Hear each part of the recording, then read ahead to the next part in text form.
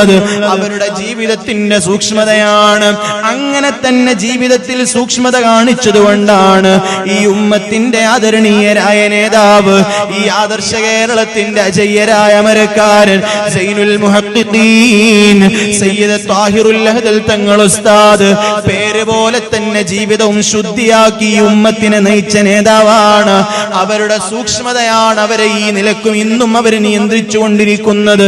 കേട്ടല്ലോ നിങ്ങൾ അവരുടെ ജീവിത ചരിത്രം. മുഹിമ്മാത്തിന്റെ തുടക്ക കാലഘട്ടത്തില് മഹാനായ തങ്ങൾ ഉസ്താദിന്റെ വീട് മുഹിമ്മാത്തിന്റെ തൊട്ടടുത്തായിരുന്നുവല്ലോ. എന്നെക്കാളും കൂടുതൽ അനുഭവിച്ചത് നിങ്ങളാണല്ലോ.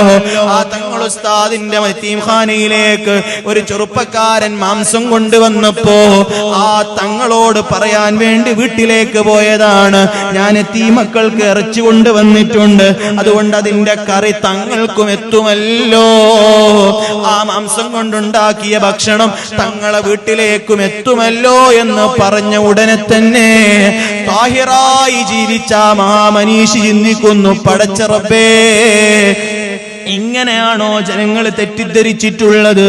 എന്റെ സ്ഥാപനത്തിന്റെ മക്കൾക്ക് വരുന്ന ഭക്ഷണം എന്റെ വീട്ടിലേക്കും എത്തുന്നുണ്ടെന്ന് ജനങ്ങൾ തെറ്റിദ്ധരിച്ചിട്ടുണ്ടെങ്കിൽ ആ തെറ്റിദ്ധാരണ ജനങ്ങൾക്കുണ്ടാവാൻ പാടില്ല എന്ന സൂക്ഷ്മത ചിന്തിച്ചുകൊണ്ടാണ് മുഹിമ്മാത്തിന്റെ പരിസരത്തിൽ നിന്ന് മാറി നിന്ന് ഏകദേശം 10 കിലോമീറ്ററോളം ദൂരെയുള്ള കുമ്പളയിൽ വീട് നിർമ്മിച്ചതെന്ന് ചരിത്രം വായിക്കുന്നവർക്കറിയാം, അനുഭവിച്ചവർക്കറിയാം.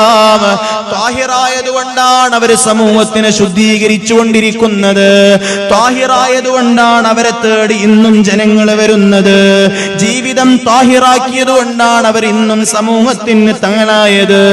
ജീവിതം ശുദ്ധിയാക്കിയതുകൊണ്ടാണ് അവർ ഇന്നും പാവപ്പെട്ടവർക്ക് അത്താണിയായത്.